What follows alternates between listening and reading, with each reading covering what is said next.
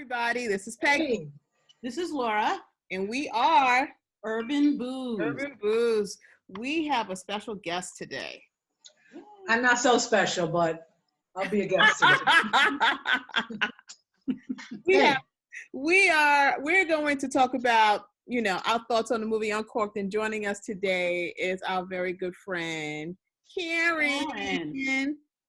From sunny Florida. We're still practicing safe distancing for sure. With this, because you guys should be in Florida, so Listen, I'm afraid it's gonna hit.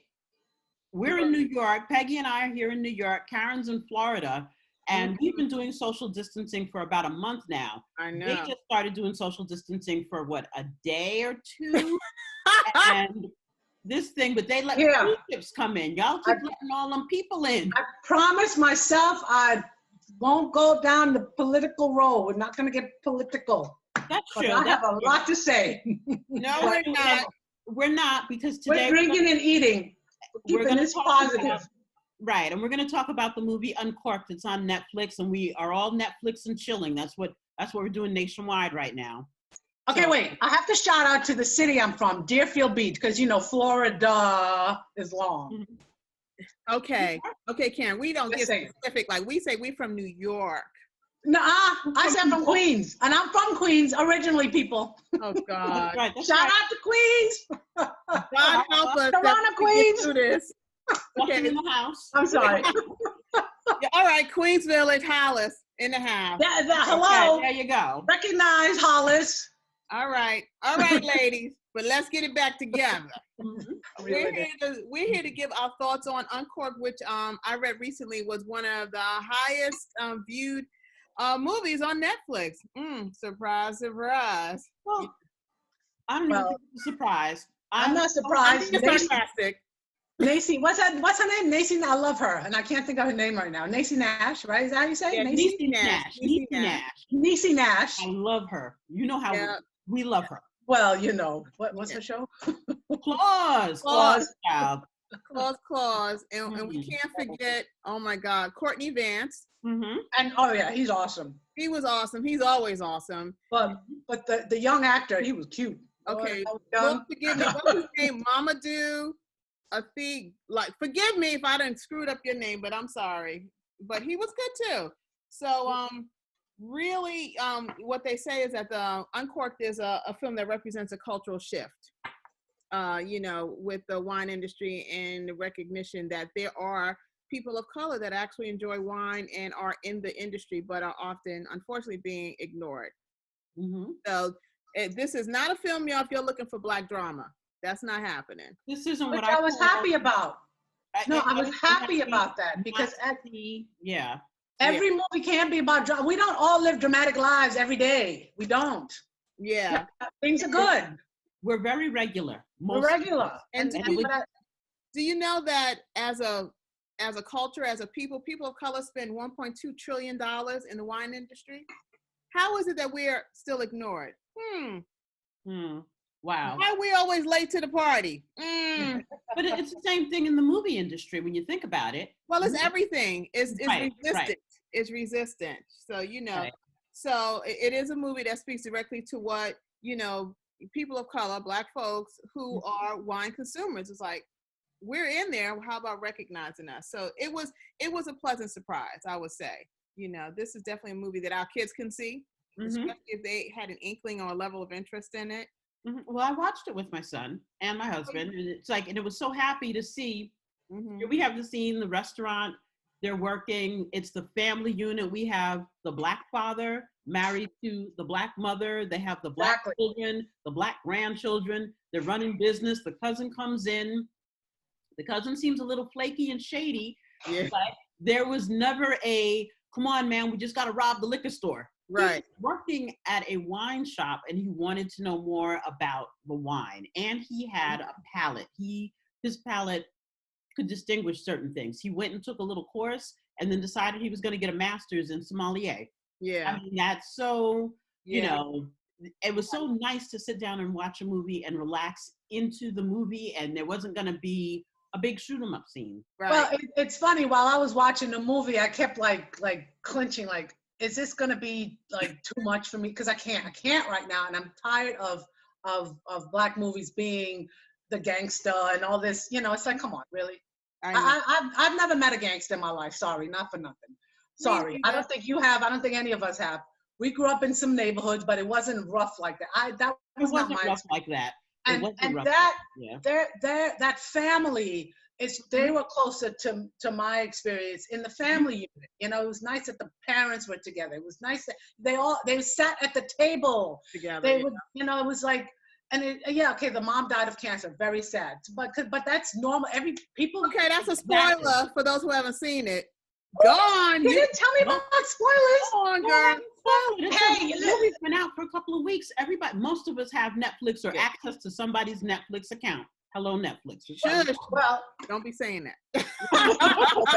Listen, I'm not in the movie. Listen, I didn't sign a contract. I'm not in the movie, so. Right. But the cool thing is, the movie is loosely based on master sommelier Dylan Proctor, and his journey to become a master sommelier. And you know, what I found out is that he was a brand ambassador for an Australian winery, Penfold, and now he's moved over to Fantasca Estate and Winery. So we got to take a look and see, you know, what Fantasca's coming out with, you know, if there's anything coming out with this, you know, this pandemic. But it's good that the fact that it's actually based on someone, because, you know how we are as a people stereotype. We're one way, you know. Either we got a dropout or a crackhead or a drug dealer or a prostitute. Or a baby mama. Or a gangbanger. Yeah, so that was refreshing. I was pleasantly surprised with that.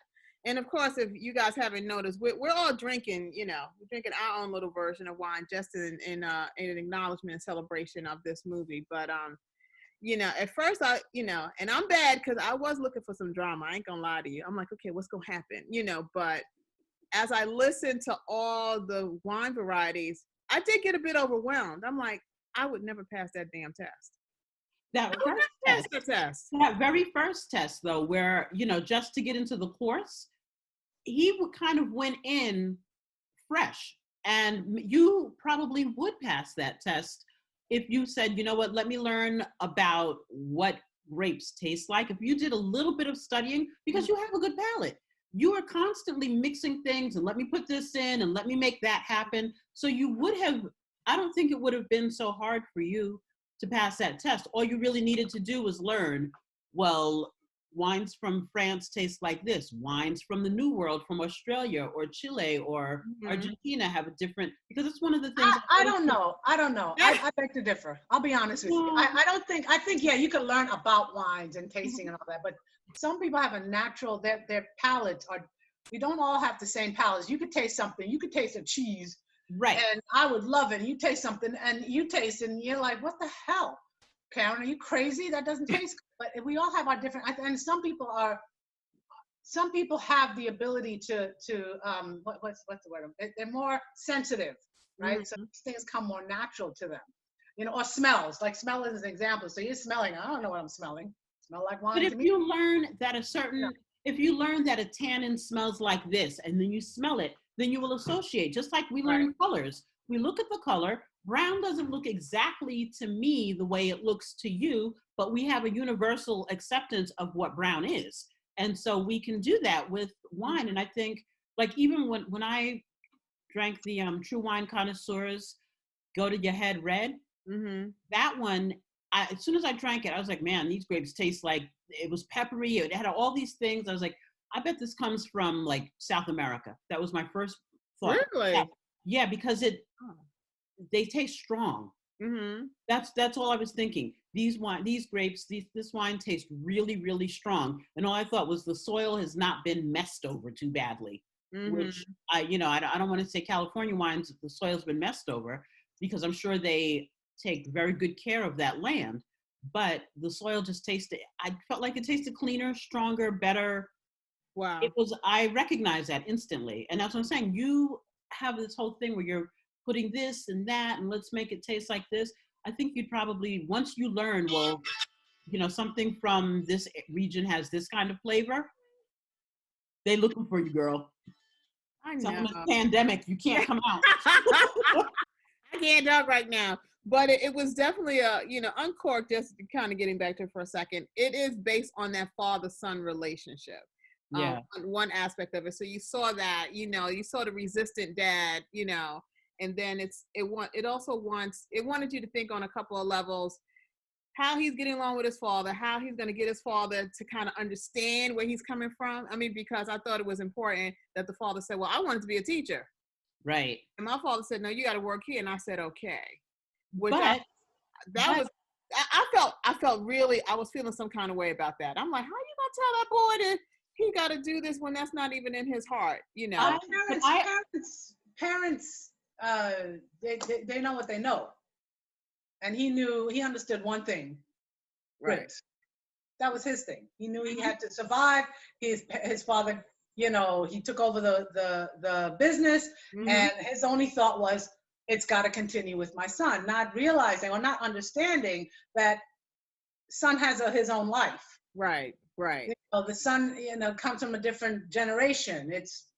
We're more open to things, and more things are more available to us. So the thought of a Somali, remember on the dinner table they kept saying, a what? What's a pirate? I said, right? I mean, they were like, what the, how do you, and then the mother finally was happy she got the name right. Say the word right. Yeah. Because we only know what we know until our horizons, till it's opened up to like other things in life, other cultures and other ways of doing things. And I guess once the father realized that, then he was more open. And I like the fact that he supported his son eventually. He was more, when he understood that his son's serious now. Because you remember, he was like, oh, you're going to quit again? Oh, just like you were interested in being a DJ. Right. So and a lot of our parents would probably do it. Had me feeling some kind of way when his father did that. Oh, you're going to quit? It's about survival. It's negative. It's negative, but it's negative to try to push your kid, because I mean, we're there with our kids. It's like, what are you doing? We need you because you got to eat. I'm not going to be here every day to fix this food. You have to have that money. You have to have that life. You have to eat. And the grandfather was like, look, I built this business from scratch. You want to be a teacher? Let somebody else be a teacher. We got a business that has been in the community, that means something to the community. Learn it, embrace it, expand it. It's for your son. And it wasn't like a big ego thing, more of we have this thing.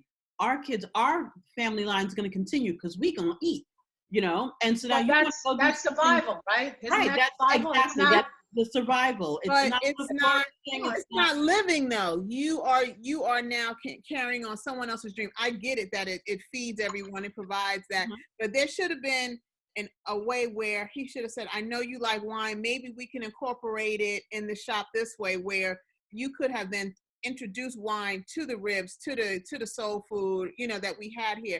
I just felt like it was like a dream suck. I'm like, it's a dream killer. That's how I felt. But the cousin did kind of say that at dinner. He's like, what you gonna do? Tell everybody what to eat what to drink with their chitlins? And it's like, yeah, exactly what he's gonna do. Exactly.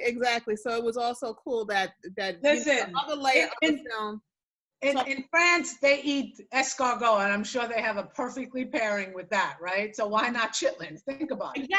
Exactly. So, I mean, Uncorked had a layer. So it showed, the transformation of this young man being from a wine enthusiast, which we are, but it took him to being a wine professional, which, took it to a whole nother level. So I liked that messaging there. That was kind of cool, because it's, to me, because you had your son there, subliminally that could have been saying something to your son. And I don't know, Karen, did you have your daughter? Did you have Jillian watch it? We watched, because we're doing a bunch of things, but she did watch it. But I think, I don't know what she learned from it, because we haven't discussed it yet, but I learned that the negativity that comes out of our mouth because of how we were raised, because of what we know, because of our challenges, because we're so afraid that our kids are not going to be able to eat and survive in this world, has got to stop. We have got to change that, because my daughter works better when things are positive, when we are positive with her. She's cleaning the yard. I couldn't get her to do that if I paid her. Now she's doing it. Like, but you know, so I that resonated with me. You know, the little jabs. You know, he's the jab at the dinner table. I forgot exactly what he said, but it was just the little jabs, and I felt that because I got that from both parents, right? Yeah. Oh, I remember, you know, when I was a kid, I wanted, not a kid, but an adult, I wanted to change paths, you know, more creative and more trying to help people, and I wanted to be a masseuse.